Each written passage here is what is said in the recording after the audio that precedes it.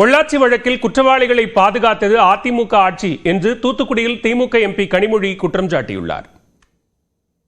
அவங்க கூட்டணி வைத்திருக்கக்கூடிய பாஜக ஆட்சியிலே தான் தமிழ்நாட்டில் இன்னைக்கு National Bureau of Crime Records வழியாக தான் தமிழ்நாடு பெண்களுக்கு பாதுகாப்பான மாநிலம் அப்படின்ற ஒரு கருத்தை அவர்களுடைய ஆய்வுகள் தான் அந்த தரவுகளின் அடிப்படையிலே அவர்கள் வெளியிட்டிருக்கிறார்கள்.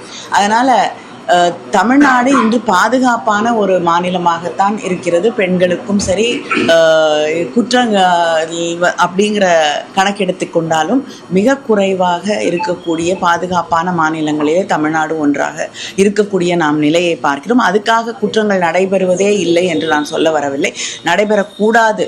ஆனால் அப்படி நடக்கும் பொழுது பாதிக்கப்படக்கூடியவர்களுக்கு நியாயம் கிடைக்க வேண்டும் அப்படிங்கிற அதில் நம்முடைய ஆட்சியும் முதலமைச்சர் அவர்களும் உறுதியாக இருக்கிறார்கள்.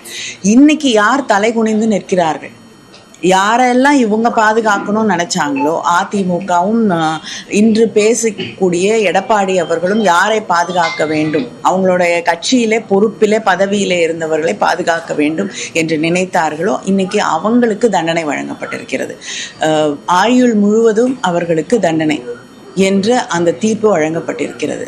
அதனால் அவர்கள் தலை குனிந்து தான் நிற்கிறார்கள். அதனால் நியாயமாக பாதிக்கப்பட்டவர்களுக்கு, குற்றம் செய்தவர்களுக்கு தண்டனை வழங்க வேண்டும் என்று நினைக்கக்கூடிய திமுக என்றும் தலை குனிய வேண்டிய அவசியம் இல்லை.